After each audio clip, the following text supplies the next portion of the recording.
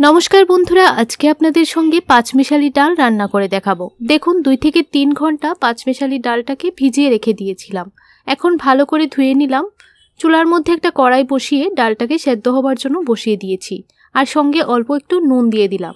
এখন ডালের উপর যে ময়লাটা উঠে সেই ময়লাটা ফেলে দিয়েছি। খুব ভালোভাবে ডালের উপরের ময়লাটা ফেলে দিতে হবে, না হলে কিন্তু ডালটা খেতে টেস্ট লাগবে না। এখন একটা টমেটো চপ করে নিচ্ছি। আর আপনারা চাইলে ডালটাকে প্রেসার কুকারের মধ্যেও সেদ্ধ করে নিতে পারেন, তাহলেও কিন্তু খুব তাড়াতাড়ি সেদ্ধ হয়ে যাবে। এখন টমেটোটাকে আমি ছোট ছোট করে কেটে নিচ্ছি। এইভাবে ছোট ছোট করে টমেটোটাকে কেটে নিতে হবে। টমেটো কাটা হয়ে গেছে, এখন একটা বড় সাইজের পেঁয়াজ স্লাইস করে কেটে নিচ্ছি। বন্ধুরা এই রেসিপিটা দেখে আপনারা বাড়িতে একদিন হলো তৈরি করে খেয়ে দেখবেন, খেতে অসম্ভব ভালো হয়। দুপুরের গরম ভাতে বা পরোটা রুটির সঙ্গে খেতে খুবই ভালো লাগে।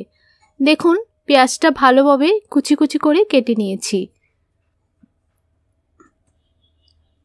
এখন একটা প্লেটের মধ্যে নামিয়ে নেব। অন্যদিকে একটা বড় সাইজের মাছের মাথার মধ্যে নুন হলুদ দিয়ে মেখে নিচ্ছি। আর মাছের মাথাটা আমি খুব ভালোভাবে ধুয়ে নিয়েছি।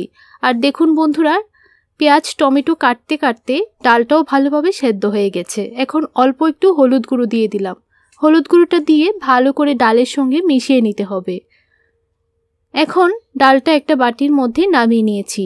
কড়াইটা পরিষ্কার করে অল্প একটু তেল দিয়ে দিলাম। এখন নুন হলুদ মেখে রাখা মাছের মাথাগুলি দিয়ে দিলাম। উল্টিয়ে পাল্টিয়ে লাল করে ভেজে নেব। আর মাছের মাথাগুলি একটু কড়া করে ভাজতে হবে। দেখুন এইভাবে মাছের মাথাগুলি ভেজে নামিয়ে নিলাম। এখন সেম তেলের মধ্যে অল্প একটু আস্ত জিরে দিয়ে দিলাম।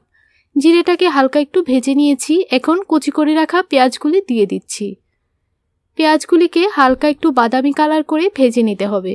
এখন টমেটো কুচিগুলি দিয়ে দিলাম। টমেটোটাকেও হালকা একটু ভেজে নিচ্ছি। এখন দিয়ে দিলাম 1 চামচ লঙ্কা জিরে ধনিয়া বাটা আর 1 চামচ দিয়ে দিলাম আদা রসুন বাটা। আমি একসঙ্গে শিলনোড়ায় বেটে নিয়েছি। ভালো করে মশলাটা কষিয়ে নিতে হবে যতক্ষণ না পর্যন্ত মশলা থেকে কাঁচা গন্ধটা চলে যাচ্ছে। এখন মাছের মাথাগুলি দিয়ে দিলাম।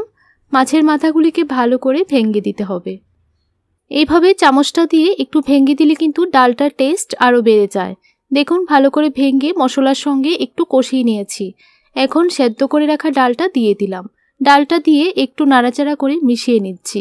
আপনাদের কাছে যদি ডালটা একটু ঘন মনে হয় তাহলে অল্প একটু গরম জল অ্যাড করতে পারেন। এখন 1 চামচ দিয়ে দিলাম চিনি, হাফ টিস্পুন দিয়ে দিলাম গরম মশলার গুঁড়ো। আবারও ভালো করে মিশিয়ে নিচ্ছি।